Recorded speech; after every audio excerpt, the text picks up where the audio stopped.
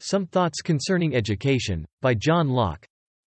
Section 162. As soon as he can speak English, 'tis time for him to learn some other language. This no body doubts of, when French is proposed. And the reason is, because people are accustomed to the right way of teaching that language, which is by talking it into children in constant conversation, and not by grammatical rules. The Latin tongue would easily be taught the same way, if his tutor, being constantly with him, would talk nothing else to him, and make him answer still in the same language. But because French is a living language, and to be used more in speaking, that should be first learned, that the yet pliant organs of speech might be accustomed to a due formation of those sounds, and he get the habit of pronouncing French well, which is the harder to be done the longer it is delayed.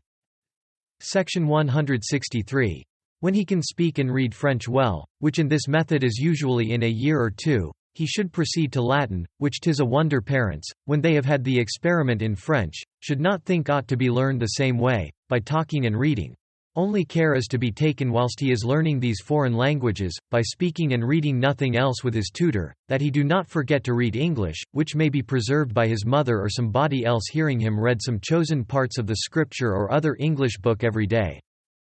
Section 164. Latin I look upon as absolutely necessary to a gentleman, and indeed custom, which prevails over everything, has made it so much a part of education, that even those children are whipped to it, and made spend many hours of their precious time uneasily in Latin, who after they are once gone from school, are never to have more to do with it as long as they live. Can there be anything more ridiculous, than that a father should waste his own money and his son's time in setting him to learn the Roman language, when at the same time he designs him for a trade, wherein he having no use of Latin, fails not to forget that little which he brought from school, and which 'tis 10 to 1 he abhors for the ill usage it procured him?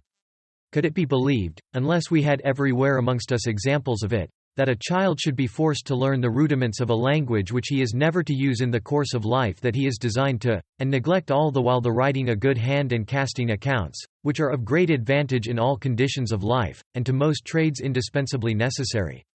But though these qualifications, requisite to trade and commerce and the business of the world, are seldom or never to be had at grammar schools, yet thither not only gentlemen send their younger sons, intended for trades, but even tradesmen and farmers fail not to send their children, though they have neither intention nor ability to make them scholars. If you ask them why they do this, they think it as strange a question as if you should ask them, why they go to church. Custom serves for reason, and has, to those who take it for reason, so consecrated this method, that it is almost religiously observed by them, and they stick to it, as if their children had scarce an orthodox education unless they learned Lilly's grammar. Section 165. But how necessary soever Latin be to some, and is thought to be to others to whom it is of no manner of use and service, yet the ordinary way of learning it in a grammar school is that which having had thoughts about I cannot be forward to encourage. The reasons against it are so evident and cogent, that they have prevailed with some intelligent persons to quit the ordinary road, not without success, though the method made use of was not exactly what I imagine the easiest, and in short is this: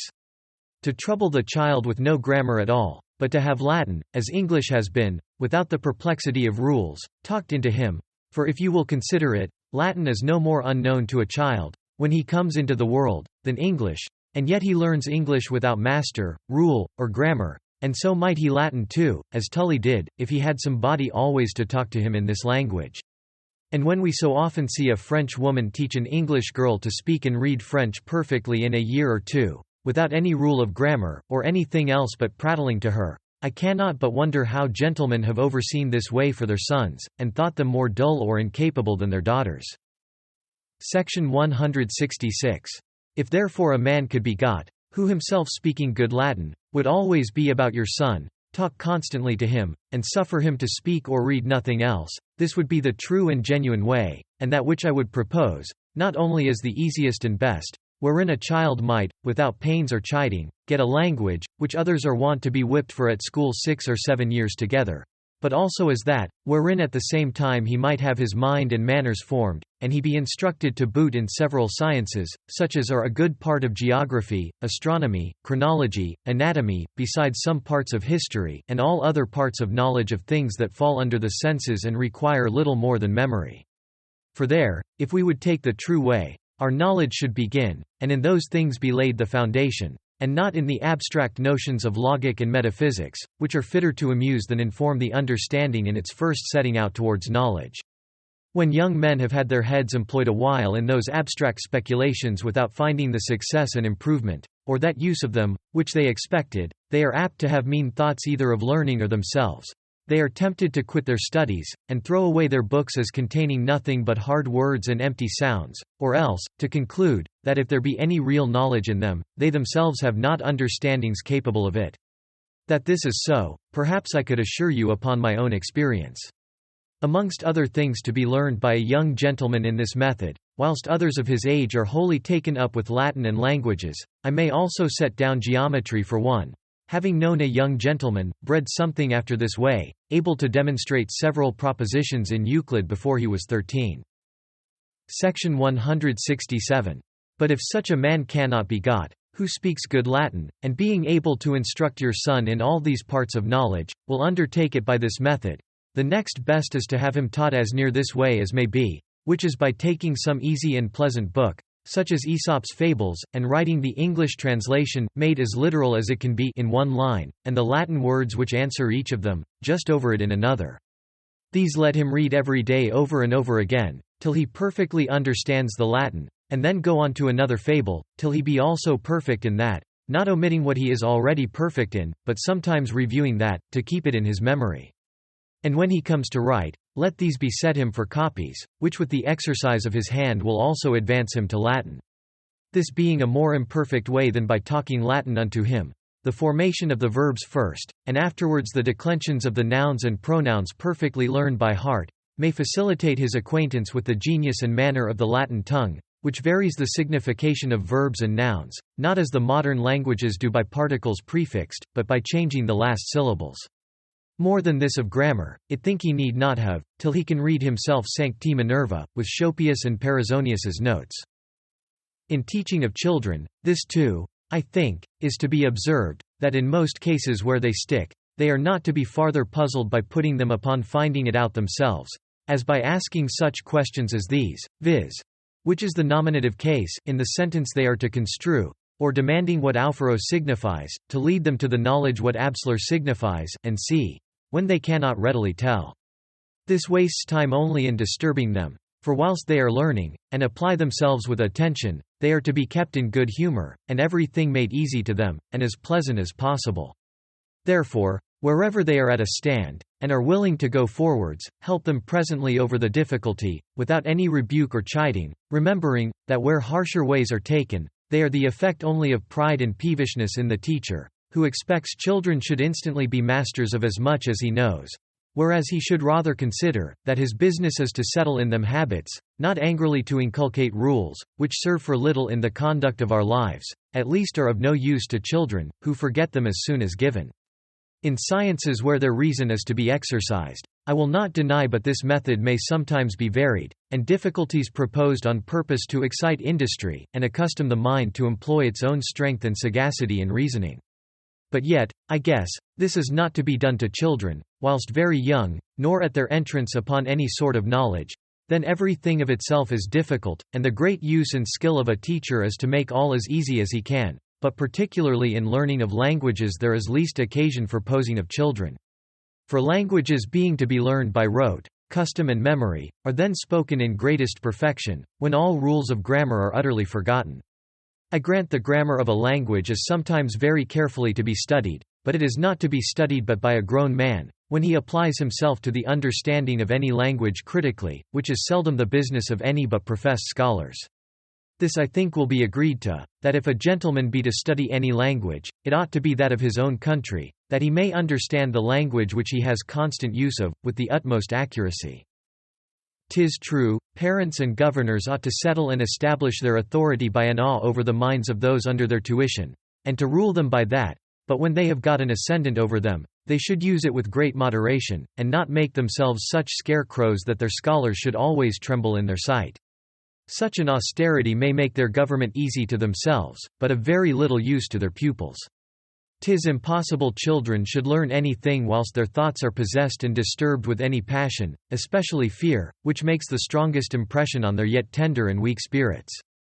Keep the mind in an easy calm temper, when you would have it receive your instructions or any increase of knowledge. 'Tis as impossible to draw fair and regular characters on a trembling mind as on a shaking paper. The great skill of a teacher is to get and keep the attention of his scholar. Whilst he has that, he is sure to advance as fast as the learner's abilities will carry him, and without that, all his bustle and pother will be to little or no purpose. To attain this, he should make the child comprehend, as much as may be, the usefulness of what he teaches him, and let him see, by what he has learnt, that he can do something which he could not do before, something which gives him some power and real advantage above others who are ignorant of it. To this he should add sweetness in all his instructions, and by a certain tenderness in his whole carriage, make the child sensible that he loves him and designs nothing but his good, the only way to beget love in the child, which will make him hearken to his lessons, and relish what he teaches him. Nothing but obstinacy should meet with any imperiousness or rough usage. All other faults should be corrected with a gentle hand, and kind engaging words will work better and more effectually upon a willing mind, and even prevent a good deal of that perverseness which rough and imperious usage often produces in well-disposed and generous minds. 'Tis true, obstinacy and wilful neglects must be mastered, even though it cost blows to do it, but I am apt to think perverseness in the pupils is often the effect of frowardness in the tutor, and that most children would seldom have deserved blows, if needless and misapplied roughness had not taught them ill nature, and given them an aversion for their teacher and all that comes from him. Inadvertency, forgetfulness, unsteadiness, and wandering of thought, are the natural faults of childhood, and therefore, where they are not observed to be wilful, are to be mentioned softly, and gained upon by time. If every slip of this kind produces anger and rating, the occasions of rebuke and corrections will return so often, that the tutor will be a constant terror and uneasiness to his pupils. Which one thing is enough to hinder their profiting by his lessons, and to defeat all his methods of instruction. Let the awe he has got upon their minds be so tempered with the constant marks of tenderness and goodwill, that affection may spur them to their duty, and make them find a pleasure in complying with his dictates. This will bring them with satisfaction to their tutor, make them hearken to him, as to one who is their friend, that cherishes them, and takes pains for their good. This will keep their thoughts easy and free whilst they are with him, the only temper wherein the mind is capable of receiving new informations, and of admitting into itself those impressions, which, if not taken and retained, all that they and their teachers do together is lost labor. There is much uneasiness and little learning. Section 168. When by this way of interlining Latin and English one with another, he has got a moderate knowledge of the Latin tongue, he may then be advanced a little farther to the reading of some other easy Latin book, such as Justin or Eutropius, and to make the reading and understanding of it the less tedious and difficult to him, let him help himself if he pleases with the English translation. Nor let the objection that he will then know it only by rote, fright any one. This, when well considered, is not of any moment against, but plainly for this way of learning a language. For languages are only to be learned by rote. And a man who does not speak English or Latin perfectly by rote, so that having thought of the thing he would speak of, his tongue of course, without thought of rule or grammar, falls into the proper expression and idiom of that language, does not speak it well, nor is master of it. And I would fain have any one name to me that tongue, that any one can learn, or speak as he should do, by the rules of grammar. Languages were made not by rules or art, but by accident, and the common use of the people. And he that will speak them well, has no other rule but that, nor anything to trust to, but his memory, and the habit of speaking after the fashion learned from those that are allowed to speak properly, which in other words is only to speak by rote. 2. Others there are, the greatest part of whose business in this world is to be done with their tongues and with their pens, and to these it is convenient, if not necessary, that they should speak properly and correctly, whereby they may let their thoughts into other men's minds the more easily, and with the greater impression. Upon this account it is, that any sort of speaking, so as will make him be understood, is not thought enough for a gentleman. He ought to study grammar amongst the other helps of speaking well, but it must be the grammar of his own tongue, of the language he uses, that he may understand his own country speech nicely, and speak it properly, without shocking the ears of those it is addressed to, with solecisms and offensive irregularities. And to this purpose grammar is necessary, but it is the grammar only of their own proper tongues, and to those only who would take pains in cultivating their language, and in perfecting their styles. Whether all gentlemen should not do this, I leave to be considered, since the want of propriety and grammatical exactness is thought very misbecoming one of that rank, and usually draws on one guilty of such faults the censure of having had a lower breeding and worse company than suits with his quality. If this be so, as I suppose it is, it will be matter of wonder why young gentlemen are forced to learn the grammars of foreign and dead languages, and are never once told of the grammar of their own tongues. They do not so much as know there is any such thing, much less is it made their business to be instructed in it. Nor is their own language ever proposed to them as worthy their care in cultivating, though they have daily use of it, and are not seldom, in the future course of their lives, judged by their handsome or awkward way of expressing themselves in it. Whereas the languages whose grammars they have been so much employed in, are such as probably they shall scarce ever speak or write, or if, upon occasion, this should happen, they should be excused for the mistakes and faults they make in it. Would not a Chinese who took notice of this way of breeding, be apt to imagine that all our young gentlemen were designed to be teachers and professors of the dead languages of foreign countries, and not to be men of business in their own? 3. There is a third sort of men, who apply themselves to 2 or 3 foreign, dead, and, which amongst us are called the learned languages, make them their study, and pique themselves upon their skill in them. No doubt, those who propose to themselves the learning of any language with this view, and would be critically exact in it, ought carefully to study the grammar of it. I would not be mistaken here, as if this were to undervalue Greek and Latin. I grant these are languages of great use and excellency, and a man can have no place among the learned in this part of the world, who is a stranger to them. But the knowledge a gentleman would ordinarily draw for his use out of the Roman and Greek writers, I think he may attain without studying the grammars of those tongues, and by bare reading, may come to understand them sufficiently for all his purposes. How much farther he shall at any time be concerned to look into the grammar and critical niceties of either of these tongues, he himself will be able to determine when he comes to propose to himself the study of any thing that shall require it. Which brings me to the other part of the enquiry, viz.